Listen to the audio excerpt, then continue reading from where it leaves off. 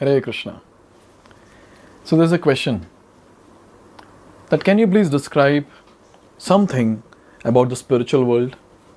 And also can you tell us that if someone goes to the spiritual world, will he come back to this material world again? So this very important question is answered by Krishna in Shloka number 6. So let's see that now. Na tad bhasayate suryo na shashanko na pavakah yadgatva nivartante tadhama paramam mama. So here Krishna is saying tad dhama. That dhama is paramam mama. So that abode is the supreme abode, or my supreme abode. He is referring to the spiritual world. And then he is saying that supreme abode of mine, natad bhasayate suryo na shashanko na pavakah. Bhasayate. It's not illuminated. It's not illuminated by Surya, sun, Shashanka, moon, Pavakah, fire or electricity. And then he says, Yadgatva na nivartante. Anyone who goes to that abode will never come back to this material world. So both the questions are answered. First, tell something about the spiritual world. So that place is not illuminated by the bulbs of this material world, the sun, moon and the electricity and fire or whatever. And second, anyone who goes there will not return to this material world again. So a very nice shloka which will help us to get some desire to go back home, back to Godhead. So let's understand the shloka in a deeper way now. So this spiritual world, the world which belongs to the Lord, everything belongs to the Lord, but then the spiritual world that is there, that is meant for all those beings who have attained perfection, who are in the mood of service to the lotus feet of Krishna. So that abode is self-illuminated. See, in this world, we have a sun, which is self-illuminated. But the various other things which are there, those are not self-illuminated. The planets, the planets on which we live and other planets which are there, so those are not self-illuminated. So we need a sun in this world. Why? If sun is not there, what happens at night? It's pitch dark. So this place is naturally dark. So we need some artificial lights here and there. And so Krishna has given us that sun. So in one universe, there is only one sun, which illuminates the different planetary systems. But then when it comes to the spiritual abode, all the different planets which are there, all the different Vaikuntha planets. So for our information, we should know that in the spiritual abode, there are innumerable, infinite number of Vaikuntha planets. And the topmost Vaikuntha planet is called as the Goloka Vrindavana or Krishna Loka. Now, we have to understand here one thing, that all these different Vaikuntha planets, they are self-illuminated. And this self-illumination is there, and along with that, we also have to note that the effulgence that is coming from the body of the Lord or from Goloka Vrindavan, that spreads everywhere in the spiritual world. So in this way, the spiritual world is self-illuminated. We don't need anything extra from outside. No extra fitting is needed, to illuminate that entire place. So it's self-illuminated. Here it is said that the part of, so when I say that the entire illumination coming from Krishna or from Goloka Vrindavan, that spreads everywhere, it means it spreads in material world also. But then what's happening is, the Mahat Tattva, or the material covering that is there, that covers this entire material existence. And then when it covers, it's a thick covering. So the light cannot enter. So that's the reason this place, this material world is dark.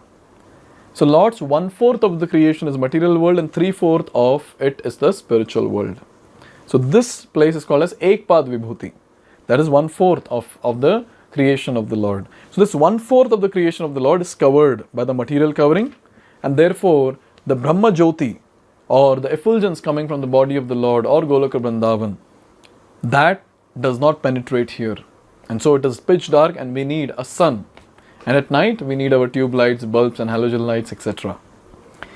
Here it is said that as long as the living entity is in this dark material world, he is in conditioned life. But as soon as he reaches the spiritual sky, by cutting through the false perverted tree of this material world, he becomes liberated. Then there is no chance of his coming back here. In his conditional life, the living entity considers himself to be the lord of this material world, but in his liberated state, he enters into spiritual kingdom and becomes an associate of the Supreme Lord. There he enjoys eternal bliss, eternal life, and full of knowledge. A very, very important point is made here. That is, when we are there in this world, we are conditioned. We are conditioned to do what? We are conditioned to lord over the material nature. Natural tendency of a living entity is to exploit this material nature. For what? For one's own sense gratification. Proof for this is, anything that we see good in this world, we think, how can I get it for myself?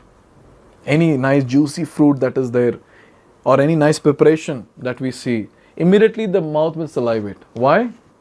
That thought, it's ingrained in us. We are conditioned. Conditioned for what? Conditioned to enjoy whatever is available around. Some people don't know about this, and some people are so foolish. They explicitly say, oh, everything is made for my enjoyment. Especially people who eat non-veg. They are the ones, no, everything is for my enjoyment. No, Lord has made for me only. This is called as stupidity. Everything that is there, it belongs to Krishna. And everything should be used in service of Krishna. So what is the difference in the attitude of a person here in the material world and the attitude of a person in the spiritual world? The difference is, the person in the material world is always having that selfish motive or tendency for one's own sense gratification. And a person in the spiritual world has got a selfless service attitude. His only goal is, how can I give pleasure to Krishna? And here, how can I give pleasure to myself?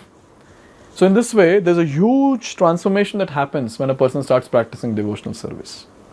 From selfish sense enjoyment to selfless service to Krishna, to gratify Krishna's senses. So this is the huge transformation, the paradigm shift that happens in a person's life when he starts practicing bhakti. So our job is, we have to practice bhakti very, very intensely. Very intensely. We cannot do any time pass. We've got a very short time, and in this short time, we have to purify ourselves, and this transformation should happen. We need not do anything extra. We have to just keep doing the devotional service, the sadhana that we are doing every single day very nicely. We cannot slacken at any point of time saying, okay, let me take 2 days off from sadhana. It doesn't work like that. We take 2 days off and maybe it will extend to 2 months and 2 years and so on. So there is no break. Uninterrupted and unmotivated devotional service will actually satisfy us. Here it is said that one should be captivated by this information. He should desire to transfer himself to the eternal abode and extricate himself from this false reflection of reality. For one who is too much attached to this material world, it is very difficult to cut that attachment. But if he takes to Krishna consciousness, there is a chance of gradually becoming detached. One has to associate himself with devotees, those who are in Krishna consciousness. Naturally, we have got so many desires. Naturally. What are the desires? I want to enjoy this, I want to exploit this, I want to do that, I want to do this. Everything for my own sense gratification. But then one desire should be there for devotees. Others we don't know. But for devotees, if that person can be called as a devotee, then he should have one desire. And what is that one burning, intense desire in the heart? That is, when will I attain Krishna? I want to attain Krishna this life. That burning desire should be there that I want to attain Krishna. Without that burning desire, a person cannot be called as a devotee. Each and every devotee should have this burning desire to attain Krishna. And with that burning desire, the person, when he does devotional service, it will be very, very effective. So all of us, the only goal that is there for all the people who have got this human form, all the living entities who have got the human form, is to go back home, back to Godhead, to serve Krishna. So we have to aspire for that, very simple. So we have to aspire that when will I attain Krishna? When will I attain Krishna? When will I attain Krishna? This question should be ringing in our minds all the time. When will I attain Krishna? And one should have a strong determination that from my side, I'll do everything possible to attain Krishna this very life. And if Krishna is pleased, he will take me this life. If he is not, then I'll keep trying. I'll keep trying. But then this goal is very clear, that I don't want anything else in life, but I want to attain Krishna. This has to be very clear for devotees. So here it is said that naturally one will be very attached to the material world. But then when someone has such a desire, and when he associates with devotees who have such desire, and when he practices devotional service, naturally the detachment will come. So association with such people is very, very important. So we should find out, we should seek for such association where devotees are hankering to attain Krishna, who are very, very sincere and serious in their practice. Such devotee association will pull us up in our consciousness and take us to the next level in devotional service. So this intense burning desire is very, very important. The burning desire of attaining Krishna. When will I attain Krishna? Every nook and corner is the property of Supreme Lord, but the spiritual world is paramam, full of 6 opulences.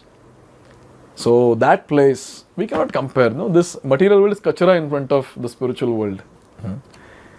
It's like huge, 3/4 of the creation, is 1/4 of the creation. It's a very small place, it's a very dirty place where people die.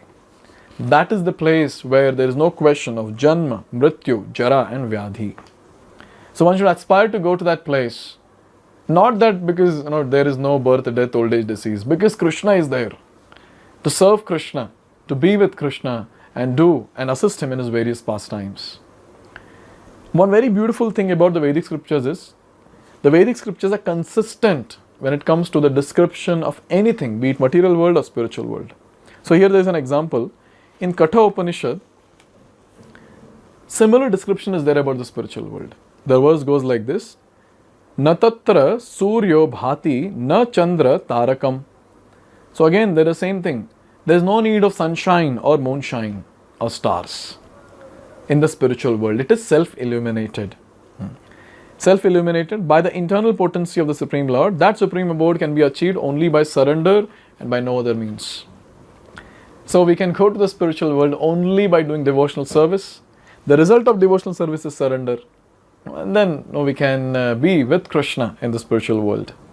So we should continue practicing our devotional service with intense burning desire to attain Krishna. This is what is the point that we are trying to make here from the purports of Srila Prabhupada. Now there might be a question again, that why is it that so much of stress is given, go back home to the spiritual world? Why? We can't be happy here? We can't be satisfied here?